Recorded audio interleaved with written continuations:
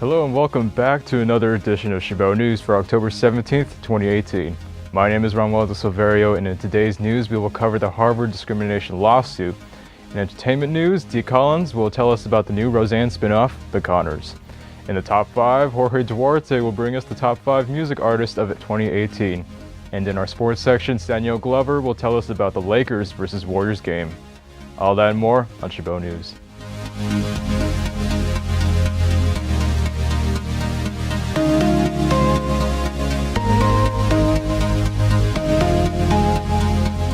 The New York Police Department is currently investigating a violent confrontation between a right-wing group and protesters after the group hosted an event at the Metropolitan Republican Club in Manhattan. The group, which calls themselves Proud Boys, are considered a hate group by the Southern Poverty Law Center and are frequently found at far-right rallies, including the infamous Charlottesville rally. Video taken by protesters and journalists outside the event shows members of the group in a brawl with protesters, where 9 Proud Boys members are seen beating and kicking 3 protesters on the sidewalk. 3 other protesters were arrested as well after a journalist was beaten up and robbed of his backpack, which has prompted criticism of New York police for not taking the same initiative in identifying and arresting the 9 Proud Boys. The leader of the right-wing group even praised the NYPD for the job they did, but the deputy commissioner was quick to respond that the Proud Boy leader does not speak nor represent them, and that they will be making additional arrests as the investigation continues. The Mercury News reported that lanes of Highway 92 have been reopened after a collision blocked 2 lanes on the San Mateo Bridge and led to a traffic alert. The California Highway Patrol said Tuesday, October 9th, just before 10:50 in the morning, a truck towing another vehicle struck a damaging blow to the concrete divider and lost a tire, CHP Officer Damian Johnston said. Lanes 1 and 2 were blocked by the accident. A traffic alert was issued at 11:06 in the morning and canceled shortly after 1 in the afternoon. The truck's driver was treated at the scene for a minor injury, Johnston said. Now here's Jorge with the top 5 news. In today's top 5, we're going to look at 5 different music artists who have made their big break in 2018 and have the talent and persona to push their success even further. These 5 artists have created and blended their own styles to create amazing pieces and have us wanting more. At number 5, we have JPEG Mafia. This Baltimore-based rapper released his album Veteran as a response to how he viewed the turbulent times America has been through these past 2 years, and it definitely shows in his songs. The beats are chaotic and hit hard, and his political lyrics are provocative for all the right reasons. JPEG Mafia might not be everyone's cup of tea, but his message is definitely worth giving a listen. At number 4, we have Superorganism, a band comprised of various artists from England, Japan, South Korea, Australia, and New Zealand. Superorganism is a great example of how like-minded individuals from different walks of life can come together and make something beautiful. Their self-titled album was released this March and is filled with quirky electronic beats and mellow vocals that transport you into another world. At number 3, we have Rico Nasty. This female rapper from Baltimore had her hit single Poppin' released in 2017, but she recently dropped an amazing mixtape titled Nasty, and it absolutely lives up to its name. Rico drops some incredibly savage lines, and her production is as nasty and grimy as it gets, while still retaining her playful attitude from previous works.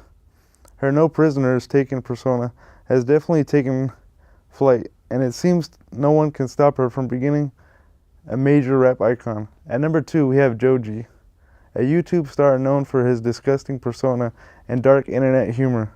George Miller seems to have turned over a new leaf as his new music career has been taking off.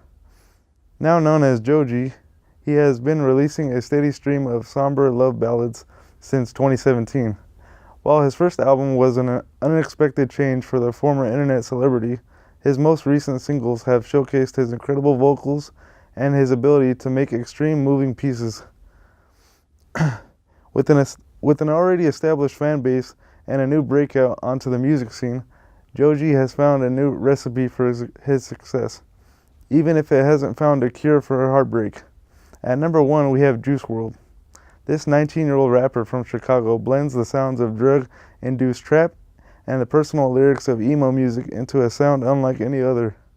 After releasing music videos for his hits Lucid Dreams and All Girls Were the Same, the former song shot to number 2 on the US Billboard Top 100 and is now one of the most streamed songs of 2018. The music video also received over 197 million views, adding to his already successful debut. With a recent feature on Travis Scott's album Astroworld, this young rapper shows no intention of slowing down. Back to you, Ronaldo. Thank you, Jorge. Andrew Trujillo, the 40-year-old man who managed to steal a San Jose police car while handcuffed, was arrested on Wednesday, October 10th. Trujillo was first found in a stolen big rig in Hayward on Tuesday afternoon, where he was arrested. However, while the officers were still investigating the incident, Trujillo somehow managed to get into the driver's seat of the patrol car and drive away. Police officers believe he somehow managed to get the handcuffs in front of him. Shortly after, he was found in another stolen big rig in Mission Boulevard and Smalley Avenue in Hayward and was arrested again. Officers report that he had changed his clothes and removed the handcuffs. Now here's Michael Lenore with Man on the Street. Hello, my name is Michael Leonore, and this is Man on the Street. And today we're going to be talking about school and school safety. So again, just want to hear from some of the students. How do you feel that bulletproof backpacks are a thing now to purchase since because of school shootings? Again, just wanted to know your opinion. Okay. I'm Nick, and I would say that it's not a bad idea. I mean, it can't hurt. I'm not sure that it'll prevent all types of school shootings because obviously it just protects your back, but I would say it's definitely not a bad idea. My name is Sean. I think, it couldn't hurt to have those type of backpacks. And like you said, you can always transfer it to the front if you need to be, and it's an extra form of protection. If that's what it took, then I don't think it would be a bad idea, as a precaution. Yeah, I agree.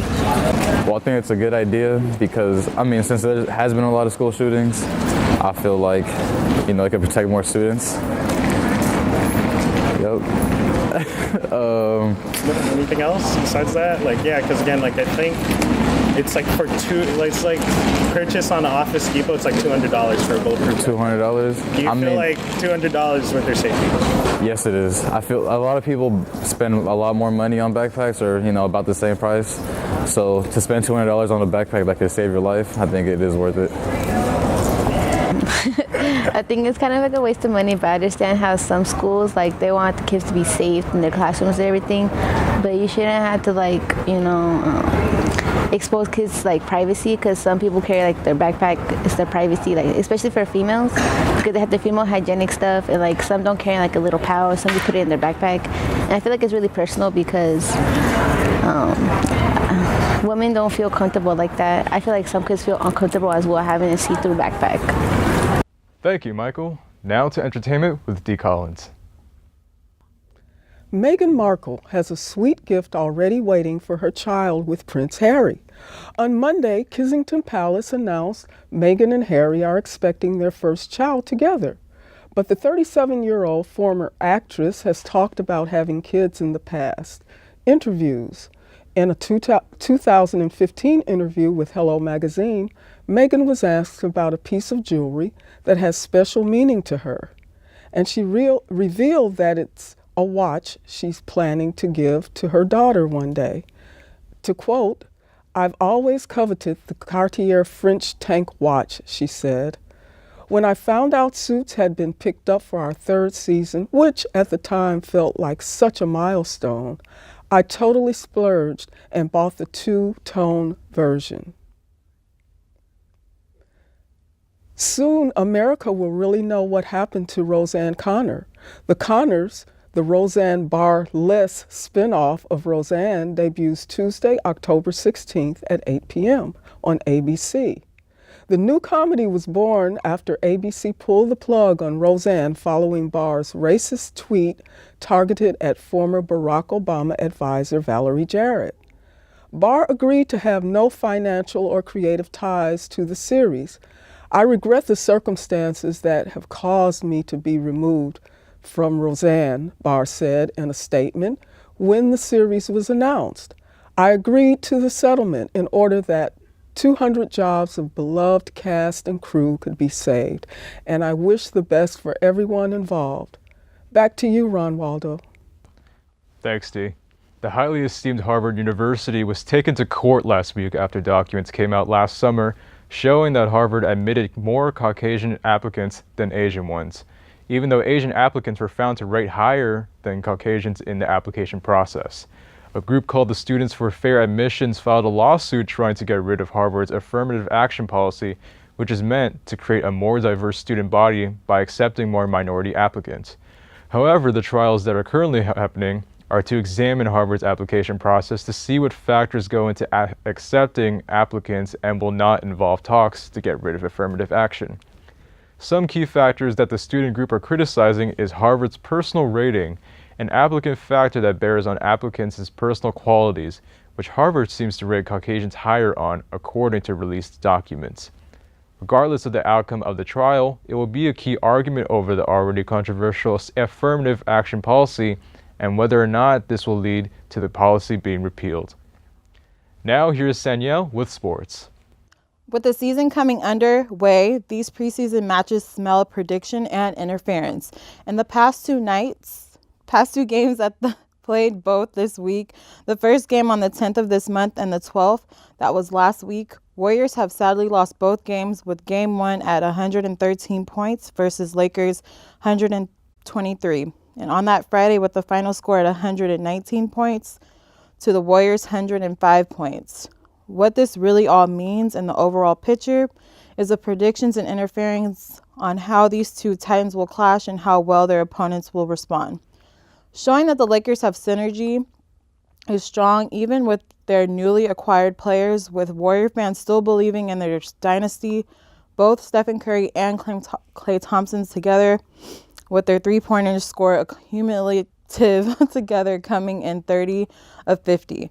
With these games, preseason is over for the Warriors, and the season starts next Tuesday at home versus Oklahoma City Thunder.